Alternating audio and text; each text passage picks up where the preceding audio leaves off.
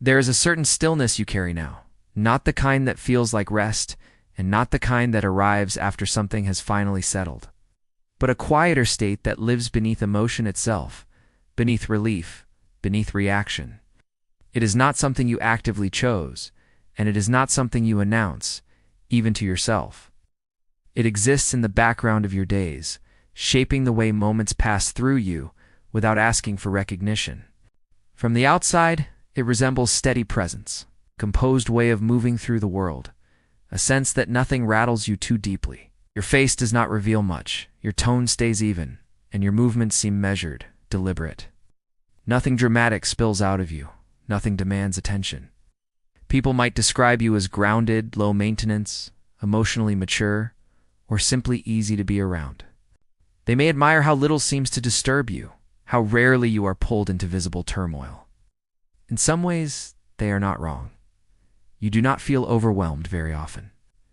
You are rarely shaken. You are not dragged into emotional storms the way others seem to be, and you move through situations with a steady, unremarkable balance. But beneath that smooth surface, beneath that apparent ease, there is a faint absence. A muted space where intensity used to live, where feeling once had sharper edges and clearer shapes. It is not pain, and it is not sadness. It is not despair or emptiness in any dramatic sense. It is simply less reaction, less color, less internal movement. Moments arrive and pass, and you register them without being moved by them. Joy passes through without fully landing. Disappointment arrives without making much sound. Even relief feels distant, like something you observe rather than experience. This state feels stable, predictable, contained. It feels safe. And because nothing hurts sharply, because nothing overwhelms you, because nothing demands too much, it becomes easy, almost natural to believe this must be peace. This way of being did not appear suddenly, and it did not arrive because something inside you failed or malfunctioned. It formed gradually, carefully, shaped by circumstance rather than intention. At some point, feeling deeply stopped being safe, or stopped being useful, or stopped being welcome.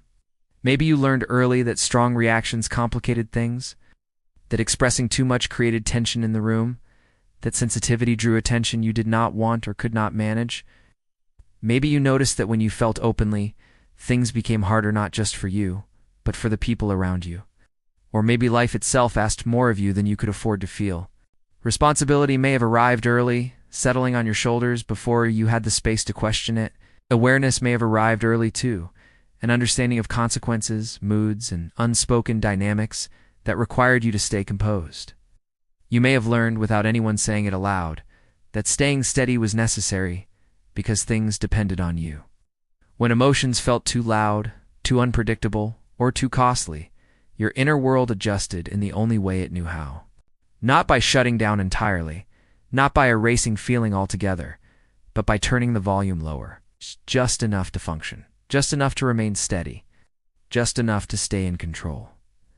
There was no clear moment where you decided to become this way, no single event that marked the shift. It happened gradually, through repetition, through small internal choices made in moments when reacting fully felt risky or unnecessary.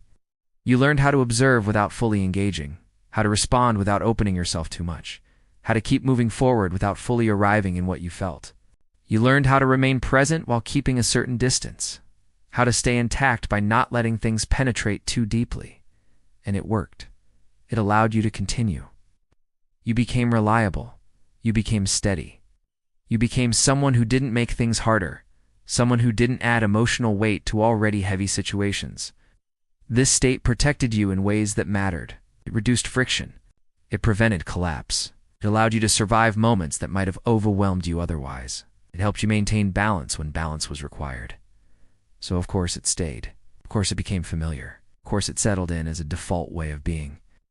Over time, though, this quiet comes with a cost, not one that announces itself loudly or dramatically, not one that demands immediate attention, but a low, constant pressure that lives beneath the surface of your days. It is subtle enough that you might not notice it at first, or you might dismiss it as normal fatigue, normal detachment, normal adulthood. You may notice it in how little surprises you now, how even good news barely shifts your internal state. Things that should feel significant register intellectually but fail to stir much inside you. Moments that once would have sparked excitement, curiosity, or anticipation now pass through, almost unnoticed. You acknowledge them, but they do not linger. There is a subtle vigilance in this state, a constant readiness to stay even, to avoid tipping too far in any direction. You remain balanced not because everything feels fine, but because imbalance feels unsafe or unnecessary. Maintaining this neutrality takes energy more than it appears on the surface.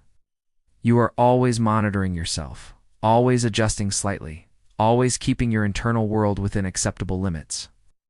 It is not tension in the obvious sense. It is not anxiety or fear. It is containment.